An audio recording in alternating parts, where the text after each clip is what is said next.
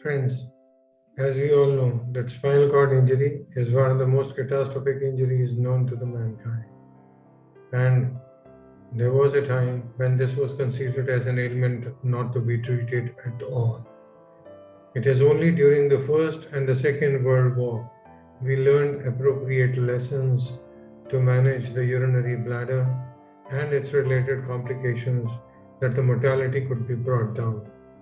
The lessons learned and the technological and drug developments later led to improved diagnostics, improved management styles, and today we can expect spinal cord injured patients to live a healthy, long life.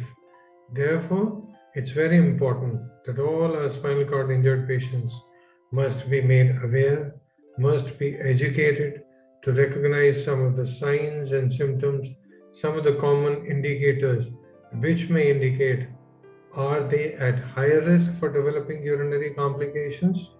I am your host, Dr. Dinesh Suman. I am from Indian Spinal Injury Center, Vasant Kunj. I welcome you and I bring you greetings. Friends, in order to understand what factors put you at high risk for developing urinary complications, increased risk of morbidity and mortality, there are certain pointers that you must understand. First, if you have had a spinal cord injury and you're not using any type of catheter for a variety of reasons, be it a periurethral catheter which is passed from the urinary passage, be it a suprapubic catheter which is passed directly below the navel into the bladder, or intermittent catheterization, then you are not doing yourself justice.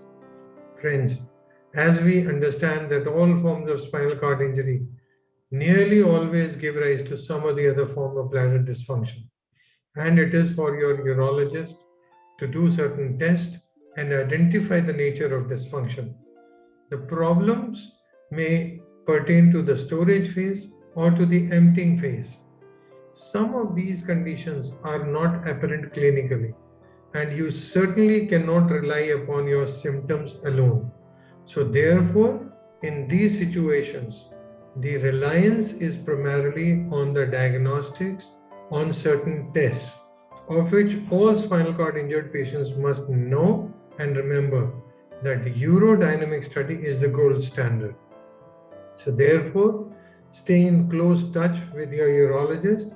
Let him identify the nature of your bladder dysfunction and provide you the particular type of catheter that might be useful and safe for you, and you continue using that. That's in your best interest. Friends, many people who had been advised intermittent catheterization at the hospital and they've been doing at the hospital, for certain reasons they stop doing it so when they go home.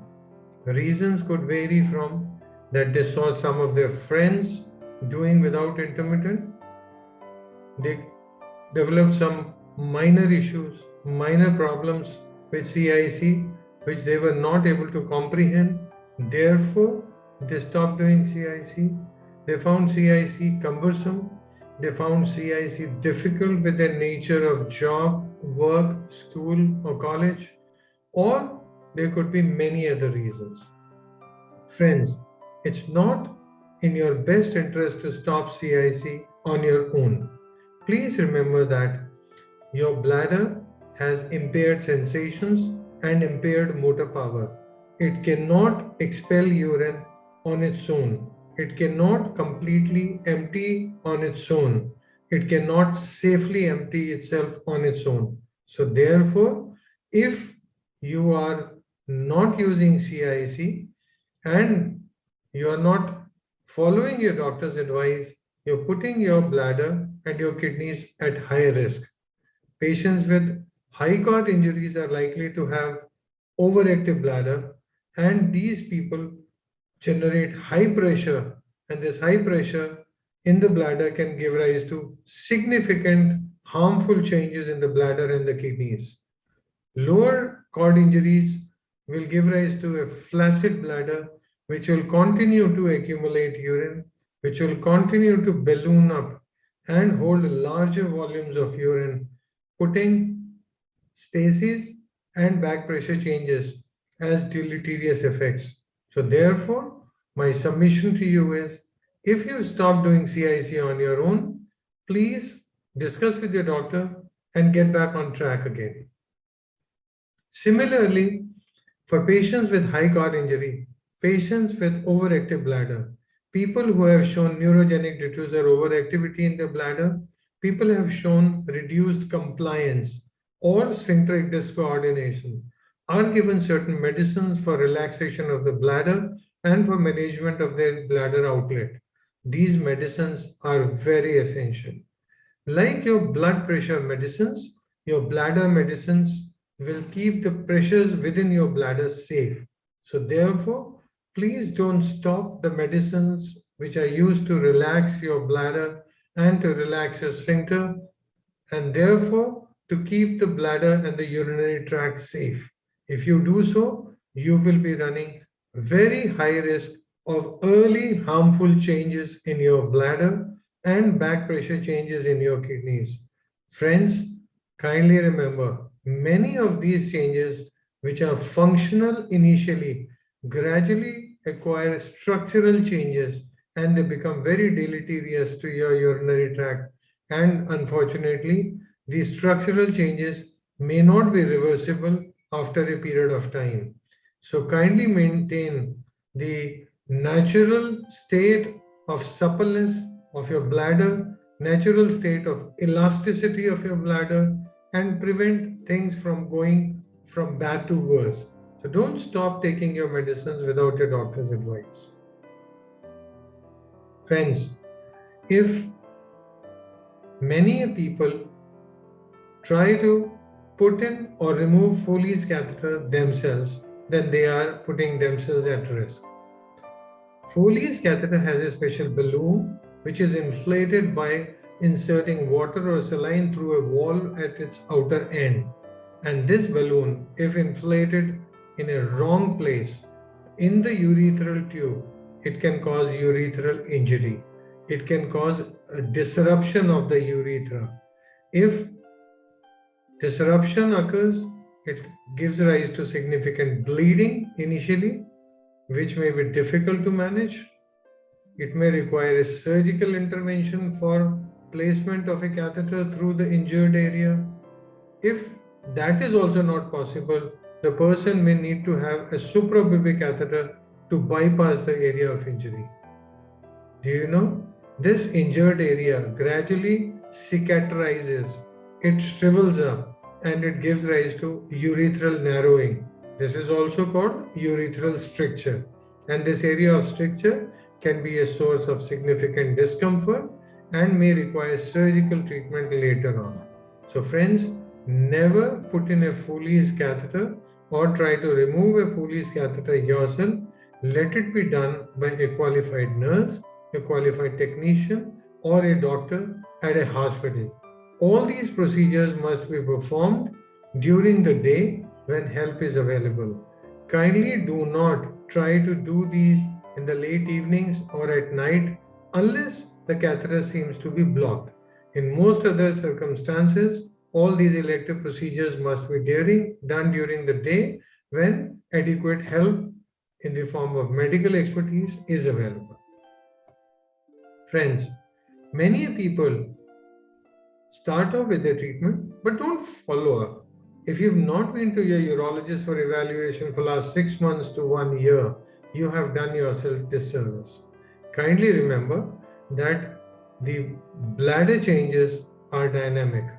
If for variety of reasons you've not been taking good care of yourself, if you've been drinking too much of water, if you've been causing over distension of your bladder, if you've not been doing CIC in time, if you've been neglecting some of the symptoms which may be indicator of early problems, then there may be some changes which may be developing and you can miss them out if you rely solely upon your symptoms.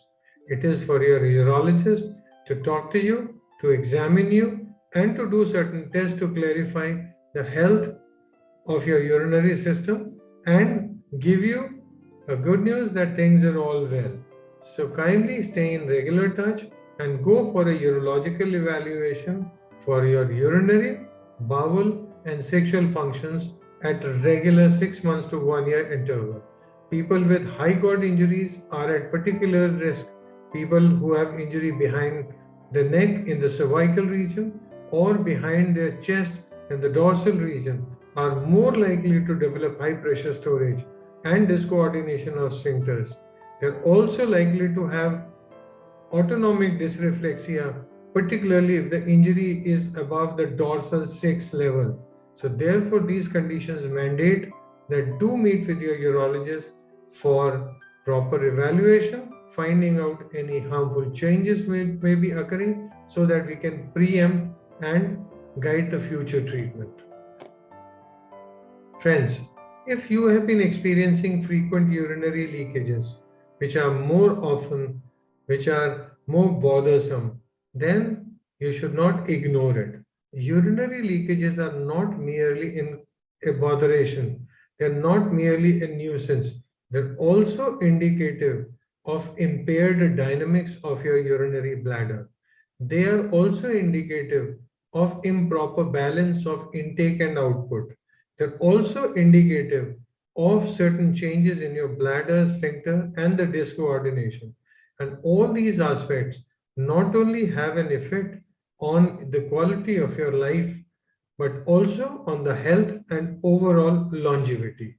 So, therefore, do consider urinary leakages, no matter what reason they are occurring from, as a pointer to visit your urologist and request him to rule out and make you understand the possible reasons and the preventive measures. Similarly, if you're getting frequent urinary infections, which are more severe, which are occurring rather frequently as compared to in the past, then do consider that the dynamics of your bladder are impaired. The changes which occur in the urinary tract primarily come from the impaired dynamics of the bladder and the outlet, and the secondary infections, the secondary leakages, and the secondary changes in the upper tract are all the consequences of the impaired dynamics. So, this must be taken as an opportunity to visit your doctor and let him do certain tests, including the urodynamics.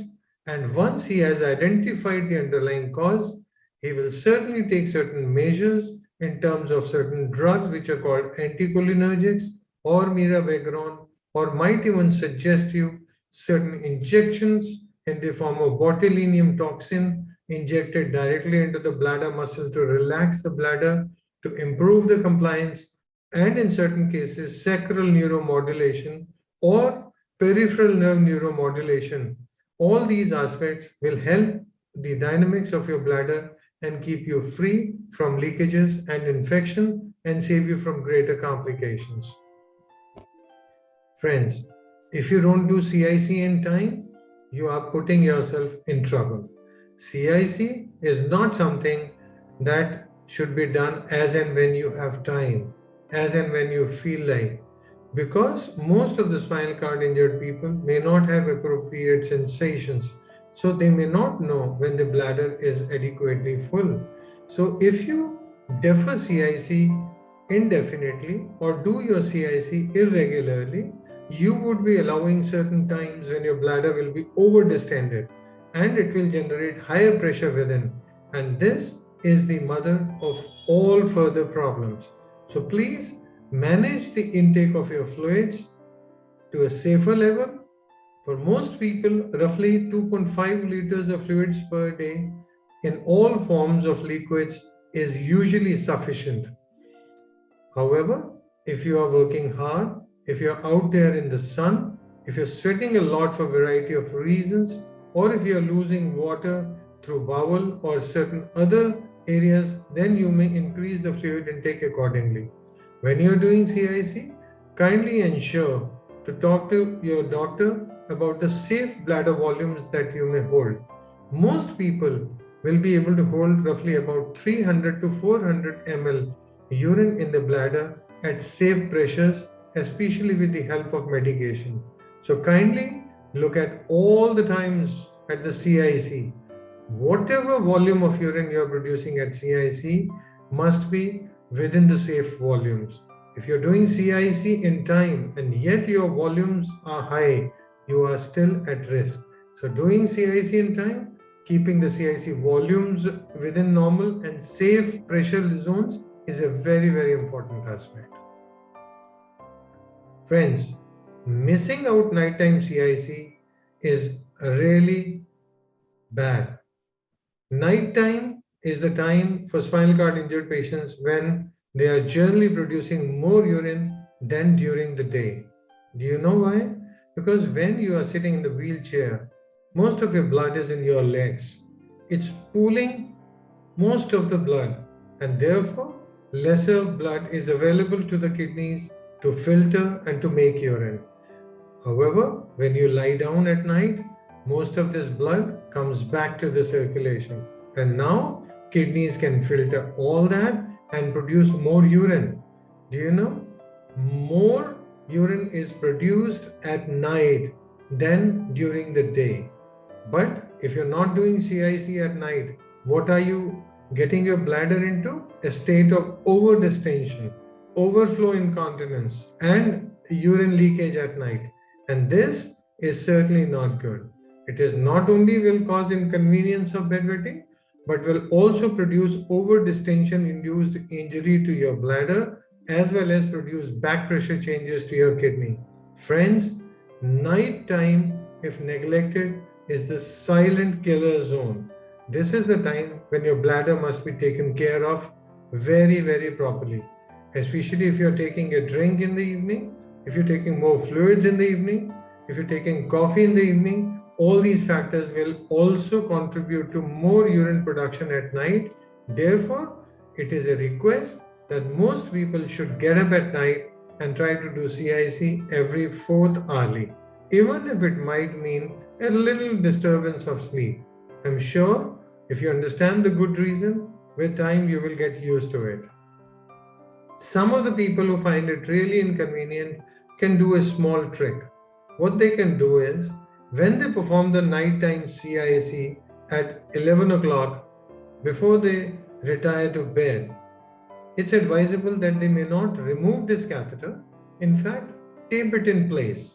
The last CIC of the day, you put the catheter in, tape it in place, and connect it to a urine bag and let it drain throughout the night.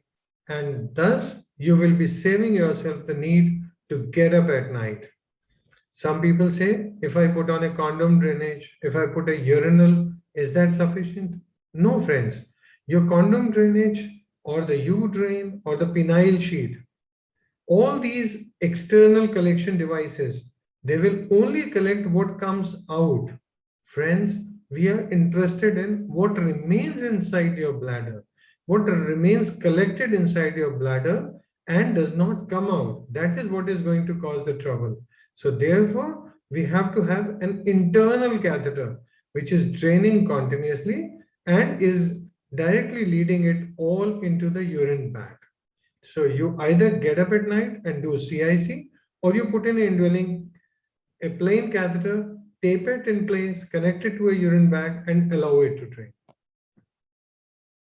Many of my friends, if persistently are getting urine volumes more than 400 ml or more than the volume which has been prescribed by your doctor as the safe bladder volume, then you are doing your bladder a disservice. Occasionally, it may not be possible to, to, to maintain it all the times below 400 ml, and occasionally it might go up.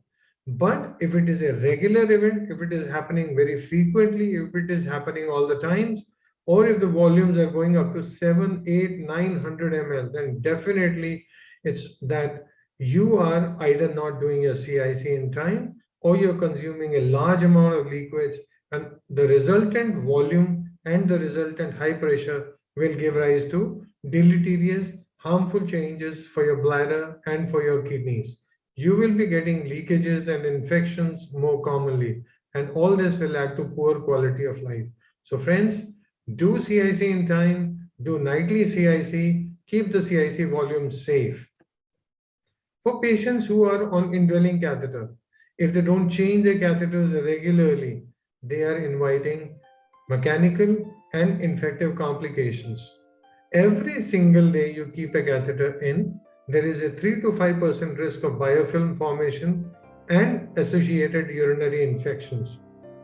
The catheter kept in for a longer period of time will also give rise to mechanical injury to the urethra.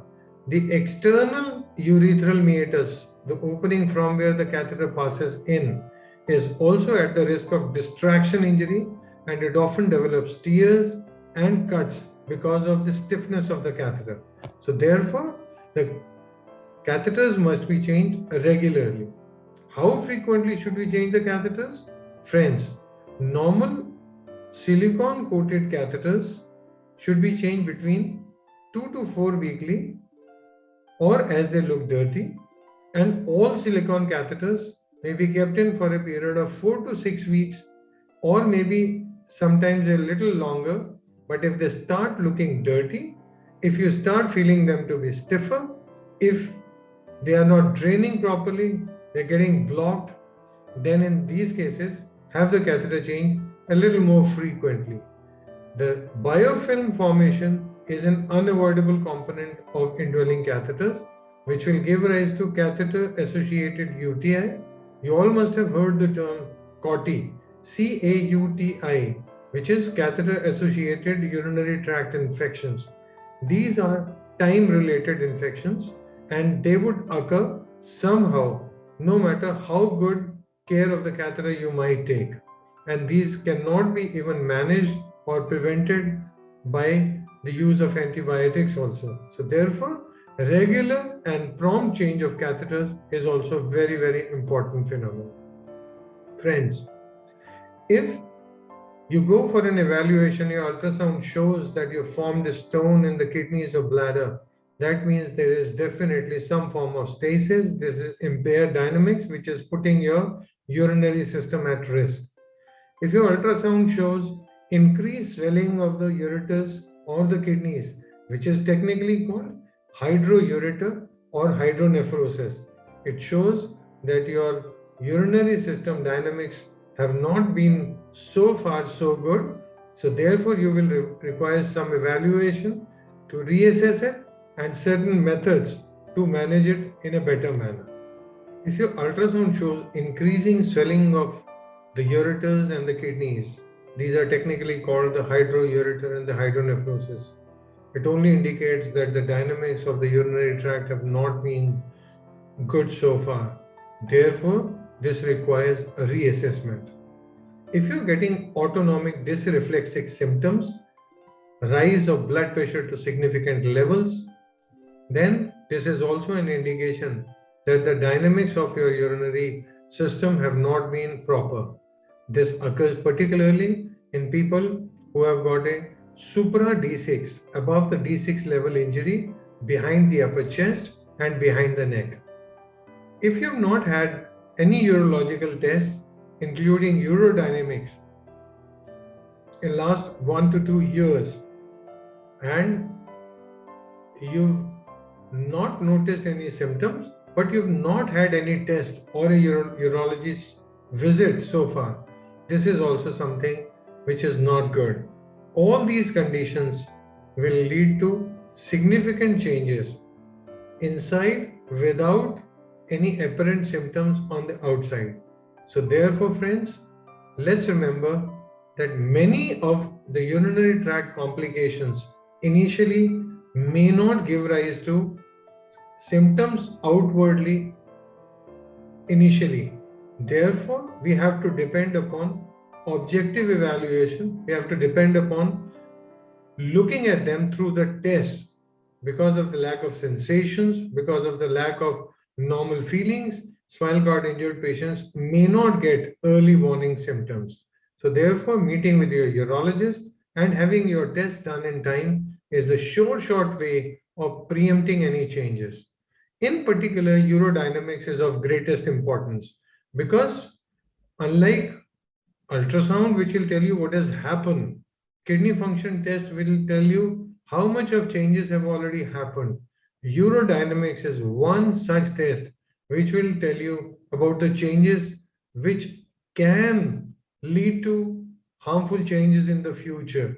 Urodynamics foretells, urodynamic forewarns, and that's something we must get done at regular intervals.